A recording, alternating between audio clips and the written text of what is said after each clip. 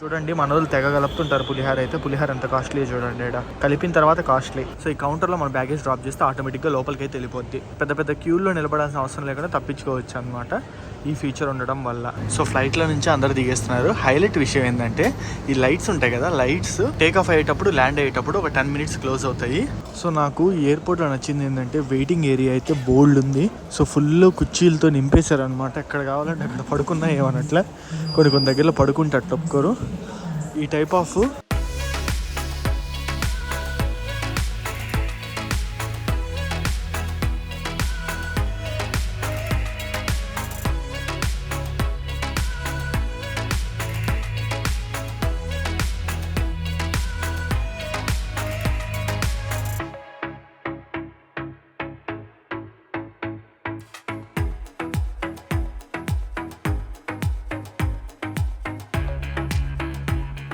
బెంగళూరు నుంచి చెన్నైకి ట్రైన్లో కానీ బస్సులో కానీ ట్రావెల్ చేయాలంటే దగ్గర 5 నుంచి 6 గంటల సమయం అయితే పడుతుంది. బట్ ఫ్లైట్లో కేవలం 50 నిమిషాలు అంతేను. అది కూడా ట్రైన్ టికెట్ బస్ టికెట్ రేట్కే. So hi friends, welcome back to my channel HN moto vlogs. మరో కొత్త ఫ్లైట్ జర్నీతో అయితే నేను మీ ముందరకు వచ్చేసాను. రైట్ నౌ నేను ప్రెసెంట్ ఎగ్జాక్ట్లీ వచ్చేసి బెంగళూరు ఎయిర్పోర్ట్ బయట అయితే ఉన్నాను. సో నేను లాస్ట్ వీడియోలో హైదరాబాద్ టు బెంగళూరు కేవలం 2000 రూపాయలకే ఫ్లైట్ తీసుకొని అయితే వచ్చాను. ఆ వీడియోని ఎవరైనా మిస్ అయ్యింటే తప్పకుండా చూసేయండి, లాస్ట్ వీడియో అదైతే.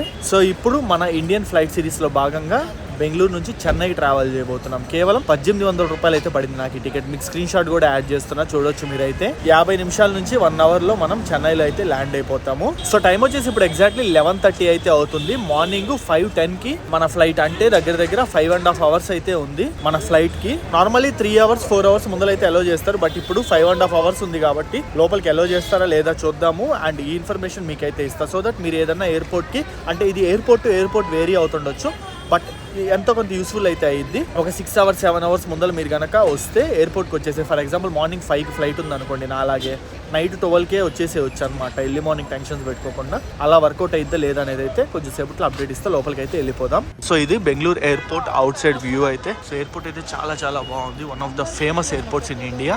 ఇది ఒక ఇంటర్నేషనల్ ఎయిర్పోర్ట్ అనమాట. సిటీకి 35 kilometers దూరం అయితే ఉంటుంది. 1 hour జర్నీ ఉంటుంది సిటీ నుంచి. ట్రాఫిక్ లేని టైంలో రావాలంటే, ట్రాఫిక్ ఉన్న టైంలో అయితే అప్ టు 1.5 hours అయితే పట్టొచ్చు. సో బెంగళూరు ఎయిర్పోర్ట్ ని కెంపేగౌడ ఇంటర్నేషనల్ ఎయిర్పోర్ట్ అని అయితే పిలుస్తారు.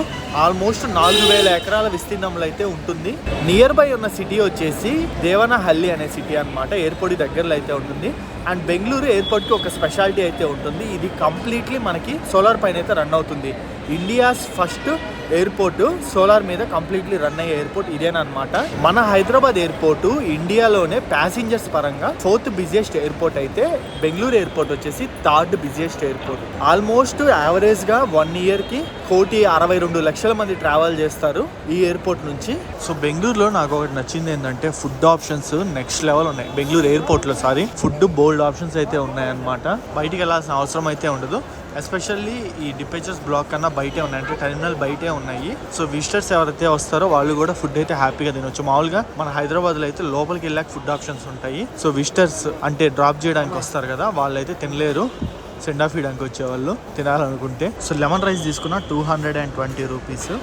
అండ్ ఒక మాన్స్టర్ డ్రింక్, ఇది కూడా 120 రూపీస్ అయితే తీసుకున్నారు. ఇది 220 రూపాయల. మా ఇంటికాడ బండ్లు పెట్టుకున్న వాళ్ళు 15 రూపాయలకి వేస్తారు. ఇది చూడండి మన వాళ్ళు తెగ కలుపుతుంటారు పులిహార అయితే. పులిహార ఎంత కాస్ట్లీ చూడండి, ఇక్కడ కలిపిన తర్వాత కాస్ట్లీ. సో చాలా వరకు ఎయిర్పోర్ట్స్లో ఇప్పుడు డిజి యాత్ర అని చెప్పి అయితే ఫీచర్ స్టార్ట్ చేశారు. సో ఇదైతే చూస్తున్నారా. సో ఈ యాప్ అయితే డౌన్లోడ్ చేసుకుని డిజి యాత్ర, దీంట్లో మన ఆధార్తో కానీ లేదా డిజి లాకర్లో కానీ ఆధార్ అయితే ఉంటుంది కదా, దాంతో మనం లింక్ అయితే చేసేసి బోర్డింగ్ పాస్ తీసుకొని డైరెక్ట్గా మనం లోపలికి అయితే వెళ్ళిపోవచ్చు. ఇదైతే ఒక advantage.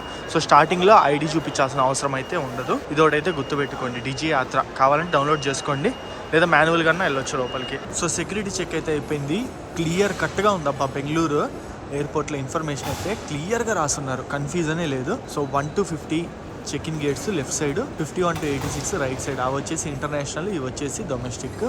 Self service baggage drop and A to Z మొత్తం క్లియర్గా అయితే బోర్డ్లో ఇండికేట్ చేసేసారు. సో ఎంట్రన్స్లో ఐడి ప్రూఫ్ యాస్టీస్ చూపించాలి. ఐడి ప్రూఫ్ చూపించిన తర్వాత లోపలికైతే వచ్చేయచ్చు అనమాట. So self service baggage drop అక్కడికైతే వెళ్దాము. సో నా బ్యాగ్ ఆల్రెడీ నేనైతే ట్యాగ్ వేసేసాను, అది నేను మీకు ఎక్స్ప్లెయిన్ చేస్తాను వన్స్ అక్కడికి వెళ్ళాక. So self service baggage drop అంటే సింపుల్గా ఏం లేదనమాట. మీ ఫ్లైట్స్ అయితే ఇక్కడ లిస్ట్ వస్తుంది చూడొచ్చు వరుసగా. సో కౌంటర్ నెంబర్లు అయితే ఇస్తారు. So self service check in మిషన్లు అయితే ఉంటాయి. ఇందులో మీ ఫ్లైట్ అయితే సెలెక్ట్ చేసుకొని పిఎన్ఆర్ నొక్కితే వాళ్ళు ట్యాగ్ అయితే ఇస్తారు. సో వెనకాల బ్యాగ్కి అయితే ట్యాగ్ వేసి ఇస్తాయి. ఇప్పుడు కనిపి ఇట్లా సో వెళ్ళి కౌంటర్స్ ఉంటాయి అక్కడ చూపిస్తాగండి. సో ఇక్కడ కౌంటర్స్ అయితే చూస్తున్నారా 14, 13, 12 అట్లా ఉంది. ఇప్పుడు మన ఏరియాకి 13 అయితే ఇచ్చారు. సో ఈ కౌంటర్లో మన బ్యాగేజ్ డ్రాప్ చేస్తే ఆటోమేటిక్గా లోపలికి అయితే వెళ్ళిపోద్ది. పెద్ద పెద్ద క్యూల్లో నిలబడాల్సిన అవసరం లేకుండా తప్పించుకోవచ్చు అనమాట ఈ ఫీచర్ ఉండడం వల్ల. సో ఇంకా నా ఫ్లైట్కి 4 hours ఉంది. 4 hours ముందర లోపలికి అయితే వచ్చేసాం. సెక్యూరిటీ చెక్ కూడా అయిపోయింది. చాలా చాలా చాలా సింపుల్గా అయిపోయింది. అండ్ ఎయిర్పోర్ట్ అయితే నెక్స్ట్ లెవెల్. తిరిగినంత బోల్డ్ అంత కంటెంట్ ఉంది లోపలైతే. సో చాలా విషయాలు అయితే కొత్తవి చూస్తున్నా. ఏమైనా ఇంట్రెస్టింగ్గా తగిలితే షాపింగ్ కూడా చేద్దామని చూస్తున్నా. అంత ఇంట్రెస్టింగ్గా ప్రెజెంట్ అయితే ఏం తగల, చూద్దాం ముందర తగలుతాయేమో. సో నాకు ఎయిర్పోర్ట్లో నచ్చింది ఏంటంటే వెయిటింగ్ ఏరియా అయితే బోల్డ్ ఉంది. సో ఫుల్ కుర్చీలతో నింపేశారు అనమాట. ఎక్కడ కావాలంటే అక్కడ పడుకున్నా ఏమన్నట్లే. కొన్ని దగ్గరలో పడుకుంటే అట్లా ఒప్పుకోరు.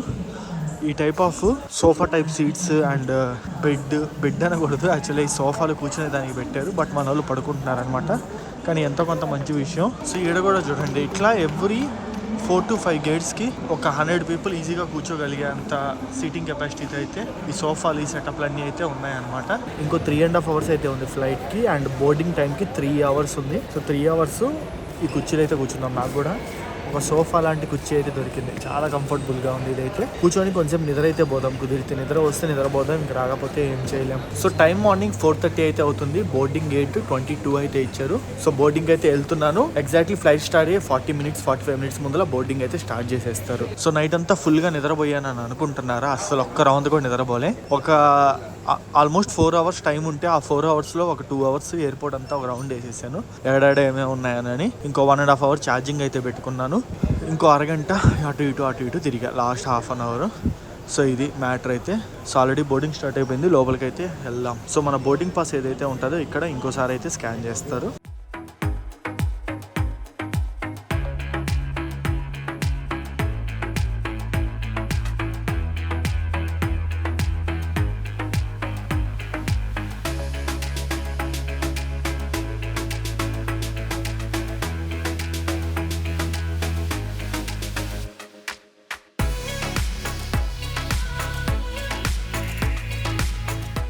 అమ్మయ్య, మొత్తానికి బస్సులో వేసుకొని అయితే వచ్చేసారు. airasia.com now everyone can fly.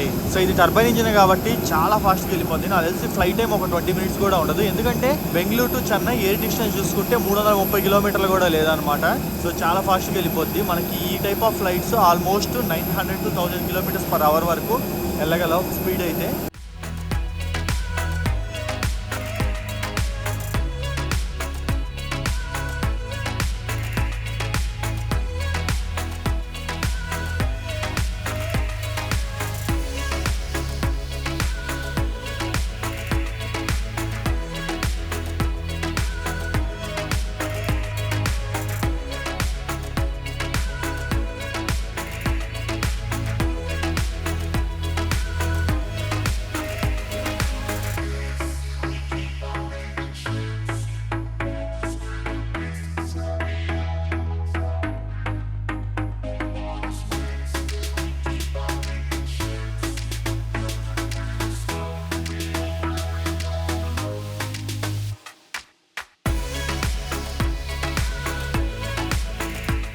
कृपया अपनी कुर्सी पर ही बैठे रहें और अब आप अपने मोबाइल फोन का उपयोग कर सकते हैं.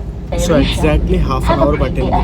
5:20కి టేక్ ఆఫ్ అయ్యి 5:50 కల్లా ల్యాండ్ అయిపోయింది. సో ఫ్లైట్లో నుంచి అందరు దిగేస్తున్నారు. హైలైట్ విషయం ఏంటంటే ఈ లైట్స్ ఉంటాయి కదా, లైట్స్ టేక్ ఆఫ్ అయ్యేటప్పుడు ల్యాండ్ అయ్యేటప్పుడు ఒక 10 minutes క్లోజ్ అవుతాయి. ఇది జర్నీయే ½ an hour. So overall journey మొత్తంలో లైట్స్ అయితే క్లోజ్లోనే ఉన్నాయి. సో మీరు చూసుకుంటే ఫ్లైట్ లోపల లైటింగ్ అయితే కొంచెం డిమ్గానే ఉంది చెప్పాలంటే.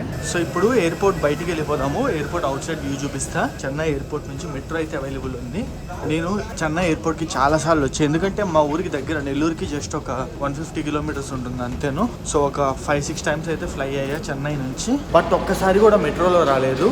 సో ఇప్పుడు మనం మెట్రోలో ఇక్కడ నుంచి బస్ స్టాండ్ కానీ రైల్వే స్టేషన్ కానీ ఏదో దానికైతే వెళ్దాము. ఇంకా డిసైడ్ అవ్వాలి. So toilets right, baggage claim right, transfer transfers departures right అనమాట. సో ఒకవేళ మీకు గనక లే ఓవర్ ఉన్నా లేదా ట్రాన్స్ఫర్స్ అంటే సేమ్ ఫ్లైట్ ఇక్కడ కొంచెంసేపు లే ఓవర్ అయితే ఇచ్చి మళ్ళీ మారుతారు, ఆ టైప్ ఉన్నా కూడా మీరు ఆ ఫీచర్ని అయితే యూజ్ చేసుకోవచ్చు. మళ్ళీ చెక్ ఇన్ బ్యాగేజ్ మీరు వెళ్ళి మాన్యువల్గా మొత్తం వెరిఫికేషన్ అంతా చేసుకోవాల్సిన అవసరం అయితే ఉండదు.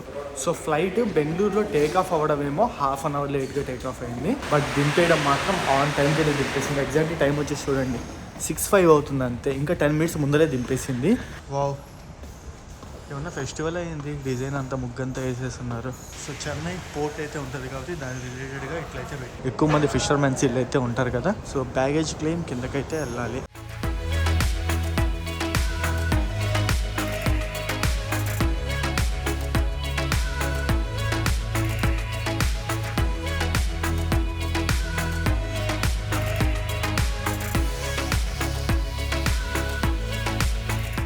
సో ఎయిర్పోర్ట్ బయటికి రాగానే మనకి క్లియర్గా రాసుంటాయి, బోట్లు అయితే చాలా దగ్గరలో ఉన్నాయి, మెట్రో స్టేషన్కి డైరెక్షన్ చూపిస్తూ దాన్ని ఫాలో అయిపోతే వెళ్ళిపోవడమేను. చెన్నై మెట్రో వచ్చేసి మార్నింగ్ 5 నుంచి స్టార్ట్ అయ్యి నైట్ 11 వరకు అయితే ఆపరేట్ అవుతుంది.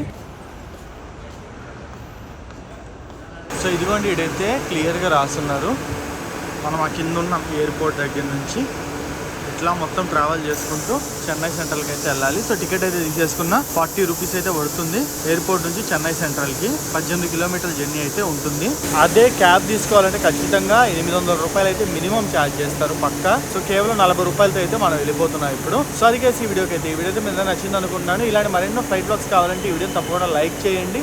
అండ్ ఈ ఫ్లైట్ జర్నీపై మీ ఒపీనియన్ ఏంటనే చెప్పండి. అండ్ ఇంకా ఎక్కడెక్కడికి ఫ్లైట్ జర్నీ చేయాలో కింద కామెంట్ సెక్షన్లో కామెంట్ చేయండి. ఇంకా నెక్స్ట్ వీడియోలో అయితే మిగతా విషయాలన్నీ మాట్లాడుకుందాం.